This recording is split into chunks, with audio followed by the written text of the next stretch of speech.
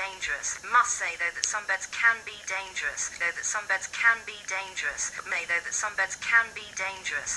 Must say, though, that some beds can be dangerous. Must say, though, that some beds can be dangerous. Must say, though, that some beds can be dangerous. Worked our way through the full spectrum of responses following the appearance of Tig Haig. Now, Tig was the gentleman who had been given a spliff by a friend of his at a stag party and had forgotten to take it out of his trouser pocket, something he only realised when he tried to get through customs on a business trip to Russia. He ended up being sentenced to 4 years hard labour. Now, Sinead Pennell sent us this email. Barry, please. I just want to say that I think the Russian gulag story was fascinating, not least because of Toby's humility. Personally, I look forward to reading his account and I wish him well. We all make mistakes. Some seem to pay a higher price than others. And Matt Remus told us this. Hello, I thought the programme today was very interesting, especially the harrowing story about Toby, the Russian gulag survivor. I felt quite concerned for him and could find no reason to disbelieve his story. He might be responsible in the end for what happened, but was so unlucky. However, Fee upset me when she emphasised that he had committed a crime nonetheless. She even said that he had the wrong friends. I understand the host has to challenge the guests, but at least some balance in the conversation later. My apologies. Jane Gayamfi-Sakodi was upset by my response as well to the whale music that was chosen by Lindsay Wagner for her inheritance tracks, and by our studio guest implying that she had bad taste in music. Joan, could you do this one? This morning's broadcast was spoiled for me by the sneering comments after Lindsay Wagner's inheritance tracks were played. It's so easy to sneer and mock and denigrate other people's taste. Surely we can respect each other on radio, especially when there is no right of reply. I was saddened and disappointed by this. I'm not doing well. Socks coming up, promise. Now, Barry, let me run the plot of a film past you. A young petty crim does well in the mob, works his way up to join John Gotti's hood. He ends up in jail, but he realises the error of his ways and decides that he needs to educate himself. He starts reading huge works like Mein Kampf, anything he can get his hands on, and through his newfound knowledge and education, he turns his life around and becomes an ambassador for the power of the written word. Would it do well? It's very Hollywood, isn't it? It is very Hollywood, yes. I think the early bit when he's a gangster and going around doing whatever gangsters do, killing people maybe, or heists and whatever, I think that would go down well. Be very careful how you do the rest of it. You know, the thing with the criminal reforms is not necessarily a big box office winner, but yeah, I think it's got all the potential for a movie there. So. It has, hasn't it? And it's the real-life story of Louis Ferranti, a mobster who was sentenced to 13 years in jail at the age of 24 for racketeering. After 2 months in solitary confinement, he did decide that something had to change, and it was his decision to read his way out of his life of crime that set him on a more productive path. In the film of his life, surely the final scene would be the drinks party he attends at 10 Downing Street, held by Sarah Brown to celebrate the National Year of Reading. Well, Louis went into our Manhattan studio a couple of weeks ago to tell me more about his life, and I started by asking him how his early years led him down the crime route. I grew up in Queens, and growing up there were a lot of gangs, street gangs, and a lot of times guys in the street gangs graduated into the mob, and that's the course that my life took. Petty crimes became bigger crimes, and bigger crimes became even bigger, and eventually I was part of the mafia. When you say the crimes got bigger and bigger, I mean, what kind of things were you doing? In the beginning, we stole anything as youngsters. We robbed candy machines in front of supermarkets. We cut the tops off parking meters and sledgehammered them open for the change inside. And eventually we'd steal car batteries and then cars themselves. And the first major crime that I did was when I was 17 years old. I hijacked a truck, and that was sort of my introductory crime into the mafia, because once I started hijacking, it wasn't long before the mob found me. Did that weigh heavily on your conscience that you were entering a very serious life of crime?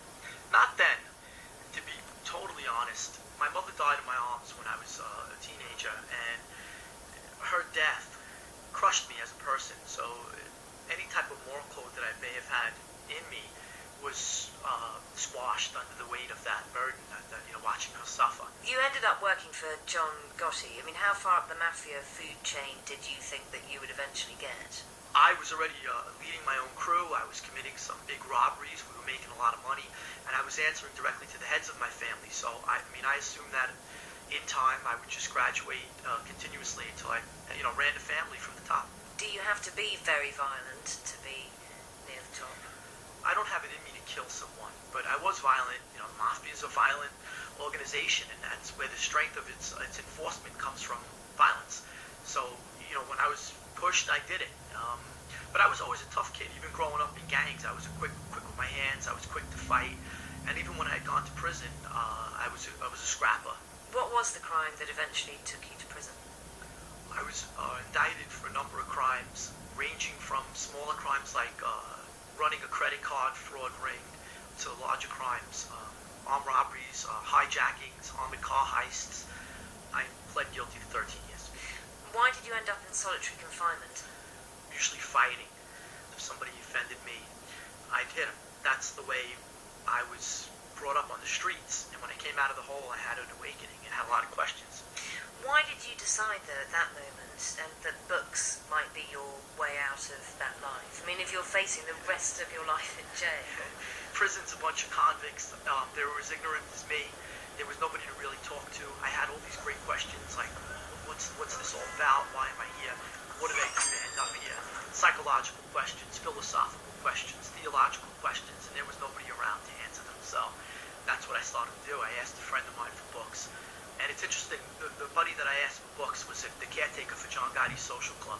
And I called him up, and he was the only guy I could think of who had possibly read, because he had biblical verses tattooed all over his body. His mob name was Fat George. Affectionately, I called him Fatso. I said, hey, Fatso, can you do me a favor? And have you read, first of all? He says, yeah, I have. And I said, can you send me in some books? And he said, what kind of books? And I said, I really don't know. I said, I never read. I said, maybe you could just go to the store and ask the salesperson, see what they say, tell them about me. Maybe they have some recommendations or something. He sent me Caesar's Gallic Wars, biography on Napoleon, and Mein Kampf by Adolf Hitler. They're interesting choices, aren't they? But I did call him up and asked him why he picked those books, and he said, I told the broad at the store you were short and bossy, and he says, and with that she pulled 3 dictators off the shelves. Yeah, there is a theme, isn't there? Yeah, exactly. So what did your fellow inmates think of you picking up books like that? in the beginning I was still playing cards right before I jumped into books, with my fellow mobsters, and we were living life just the way it was on the street. We were still talking about sit-downs and talking about mafia life, and we were proud to do our time. And then I take this complete leap to my bunk where I'm, my head's buried in a book. A lot of times when people, their minds shift and they're about to cooperate against their friends, they begin to distance themselves from their friends. So they thought maybe that's what I was thinking. I'm going to take the stand and testify against them. But it wasn't the case. I was just pursuing something that I found that I loved. And eventually in time they had a respect for me. And they'd come to me. Hey, Louis, when Adolf Hitler was fighting Julius Caesar, who won? And I'd say, well, that's 2,000 years apart. They never fought each other. Well, who would win? Who you think would win? Napoleon, you said. Yeah, exactly. Yeah, Napoleon.